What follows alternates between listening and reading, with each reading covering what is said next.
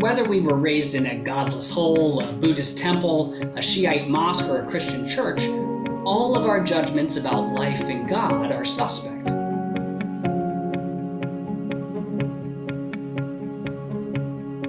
Hello, and welcome to Worship Workshop. My name is Daniel Bacon, and this is where we cross-check the details of our walk with Jesus with the Spirit and Word of God. I'm so glad you've joined us.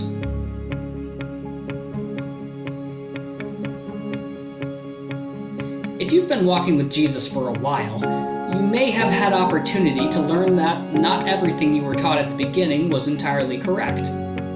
Or perhaps you didn't understand it that well and were afraid to ask, or maybe it was outright nonsense. Worship Workshop is our tool to come together as the people of God who have received mercy to help work out our salvation with fear and trembling. Today, we're addressing the namesake of this tool, worship. What is it? What have we taken in from various sources without really thinking, and is it entirely correct? These sessions should be seen as a launch pad for discussions with other believers in your community.